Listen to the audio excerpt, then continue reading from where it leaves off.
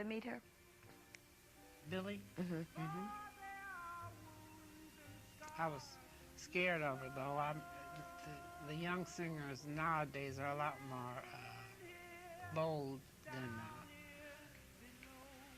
I wouldn't have known how to walk up to Billie Holiday and say, "Hey, Billie, yeah, I mean," or give her my record or nothing. Mm-hmm. Yeah, I adored her. Oh, I do adore her. She gave us a lot. She's a beautiful woman who never sold her soul. She didn't do anything for money. Not one time. And there's never been a more beautiful woman on the stage than Billie Holiday. She was, yeah, the queen without her court. Hmm.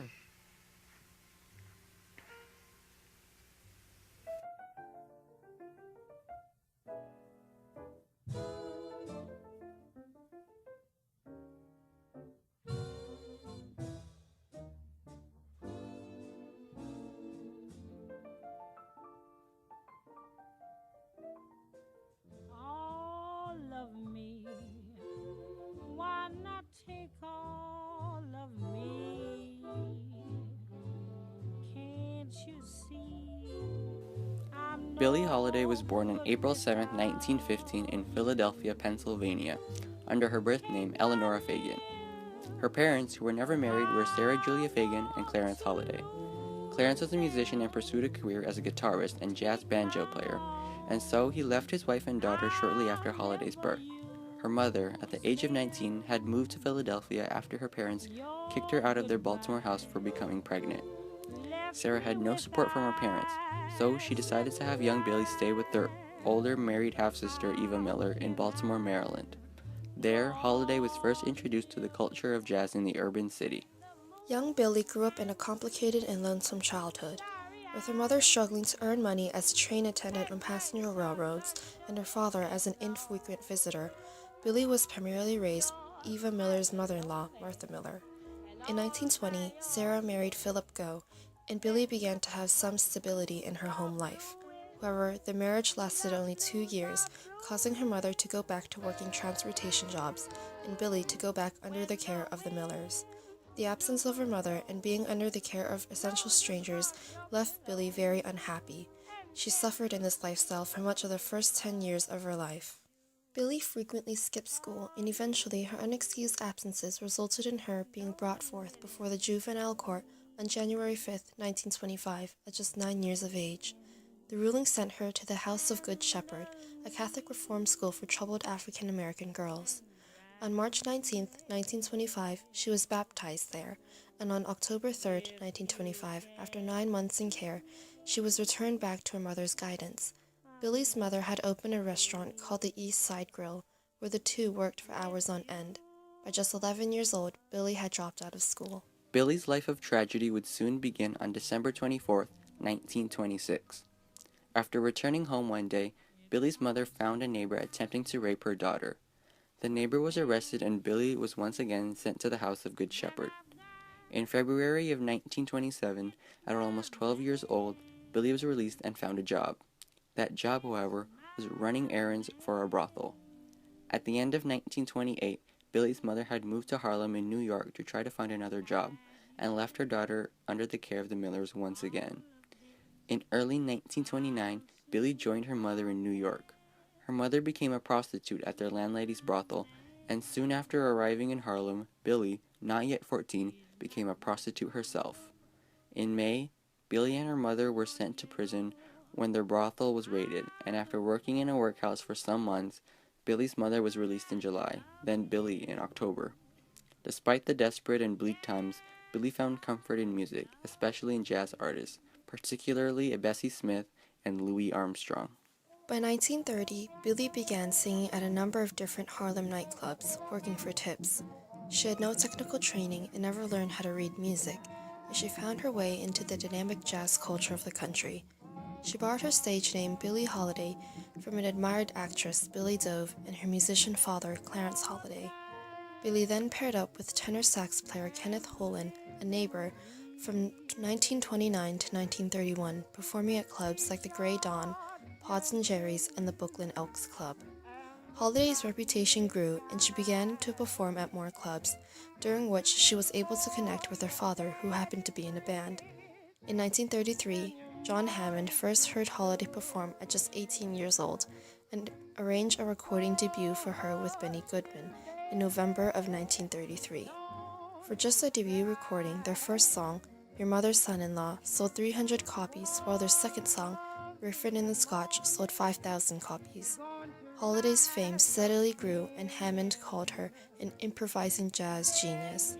In 1933, Holiday recorded 4 songs that became big hits, including What a Little Moonlight Can Do and Miss Brown to You, and this success further pushed her jazz career. From there, she was able to land herself a recording contract of her own, and until 1942, she had recorded numerous master tracks that ultimately became an eminent part of early American jazz music. In 1936, Holiday began working with Lester Young, who gave her now famous nickname Lady Day. In 1937, she worked with Count Basie, and in 1938, she worked with Artie Shaw, and her affiliations allowed her to become the first woman ever to work with a white orchestra. Through her partnerships, Holiday became more renowned and eventually found herself in direct competition with Ella Fitzgerald. Their competition, however, quickly turned into a friendship.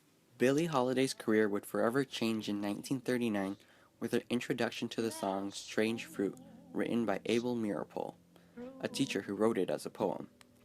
The song tells about the graphic horror of the lynchings of African Americans. Though the number of lynchings greatly decreased by the 1950s, Holiday's performance of the song at the Cafe Society in New York made a great cultural and social impact with the lingering racial tensions. The song exploded in popularity as Billie began to perform Strange Fruit every night to end her shows. Holiday's label, Columbia, refused to allow Billie to record the song, prompting her to record it with a different label, Commodore. Strange Fruit became Billie Holiday's greatest contribution to the Harlem Renaissance. At the time, she was just a simple jazz vocalist with talent, but with Strange Fruit, she transcended that and became a social and racial activist protesting the discrimination of African Americans and advocating for racial equality. Southern trees bear strange fruit,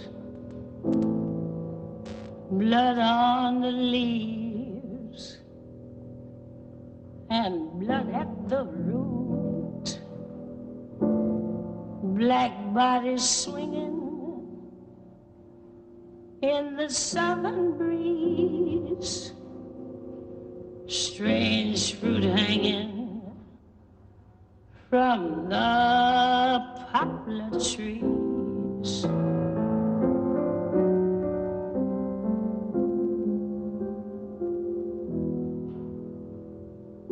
Pastoral scene of the gallant South, the bulging eyes and the twisted mouth, scent of magnolia, sweet and fresh. Then the sudden smell of burning flesh. Here is a fruit for the crows to pluck, for the rain to gather, for the wind to suck, for the sun to rock, for the tree to drop.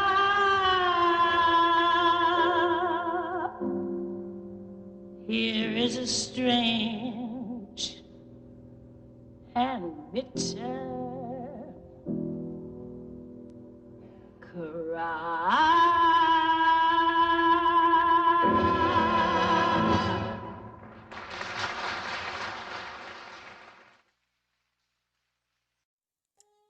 After Strange Fruit, Billie Holiday further rose to stardom and became a household name. From 1952 to 1959, Holiday recorded nearly 100 more recordings under the label Verve. Within her nearly 30-year career, Billie released 11 studio albums, including An Evening with Billie Holiday, Lady Sings the Blues, and Lady in Satin, and another album titled Last Recordings, released a year following her death. Her career was not only limited to the music industry, as she also went on in the film industry in movies such as 1935's Symphony in Black with Duke Ellington and 1947's New Orleans. Do you know what it means to miss New Orleans when that's where you left your heart? Andy, didn't I tell you not to let me catch you at that piano again? I'm sorry, ma'am. If I'd have heard you coming, I wouldn't have let you catch me. Oh, Andy, you're incorrigible. This is Miss Merrily. Hello, Andy. Welcome to New Orleans, Miss Merrily. Oh, thank you. Oh, let me fix you a good hot tub, and it will melt away all your tiredness. Wonderful. Holiday even went on to have not one, but 2 sold-out concerts at Carnegie Hall. As an artist of the Harlem Renaissance, her music and songs gave inspiration and power for blacks to advance themselves in society and institute social changes.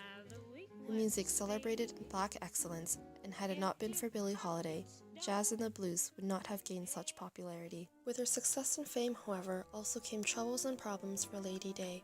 Beginning in the early 1940s, Holiday developed a heavy drug addiction behind her curtain of fame. She used narcotics and also smoked, and was even arrested on May 16, 1947, for her possession of the narcotics. On May 27th, Holiday went to court. In the case, the United States of America versus Billie Holiday, her lawyer had declined to come to trial to represent her, and after some time into the trial, Holiday became dehydrated and was unable to swallow food, forcing her to plead guilty and to be sent to the hospital. In 1941, Holiday married the trombonist Jimmy Monroe, and while still married, got involved with trumpeter Joe Guy, who was also her drug dealer. In 1947, Holiday divorced Monroe and also broke ties with Guy. While still heavily hooked onto her drugs, Holiday continued to perform at clubs and to make recordings. However, her overuse of drugs began to affect her quality of tone. By the 1950s, Holiday's drug abuse and drinking, as well as her relationships with abusive men, caused her health to worsen. Her voice grew rough and raspy, and it no longer rang with its rich and powerful color. Nonetheless, she pushed on to perform at concerts and to make recordings, and while her voice was rather fragile, it didn't lose the character that made the voice hers. Oh,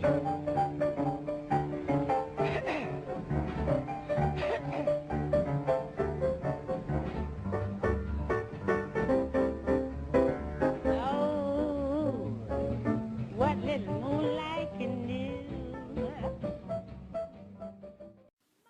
Her battle with addiction further led to health problems. By early 1959, Holiday had developed heart and liver problems, specifically cirrhosis of the liver, due to her abusive use of drugs. She held back on drinking due to doctor's orders, but relapsed after some time. On May 31, 1959, Holiday was taken to the hospital for liver and heart disease treatment. While there, as she lay dying, she was arrested and handcuffed for drug possession. Her hospital room was raided and was constantly under police guard. She would remain in the hospital for her final months until her death on July 17, 1959, at 3 o'clock in the morning. Autopsy later confirmed the cause of death as heart failure and pulmonary edema caused by cirrhosis of her liver. Her service took place on July 21, 1959, at the Church of St. Paul the Apostle in Manhattan. She was later buried at St. Raymond's Cemetery in the Bronx. It must be made clear that Billie Holiday did not die as an addict. She died as a talented jazz vocalist, and as a vocalist, she was truly an artist whose voice spoke and sang about social and racial injustice, pure joy, and tragedy. Billie Holiday was a one-in-a-million talent that influenced and inspired generations, and will continue to inspire more generations in the decades to follow. She had her fair share of personal demons, but in spite of all of that, she rose as a beautiful woman to become one of the greatest personalities of the modern world. She has permanently imprinted her music and influence onto the world. The legend that is Billie Holiday will forever be missed, but may the sweet sounds of the late and great Lady Day forever echo throughout the sound waves of history. The blues to me is like being very sad, very sick, going to church, being very happy. There's two kinds of blues. There's happy blues and there's sad blues. I don't think I ever sing the same way twice. I don't think I ever sing the same tempos. One night's a little bit slower, next night is a little bit brighter. That's how I feel. I don't know, the blues is sort of a mixed up thing. You just have to feel it. Anything I do sing, it's part of my life.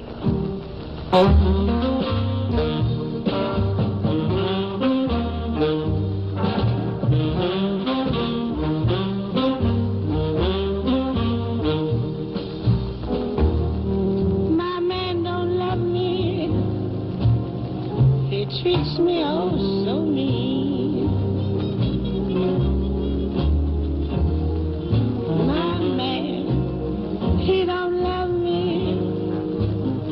He treats me awful mean.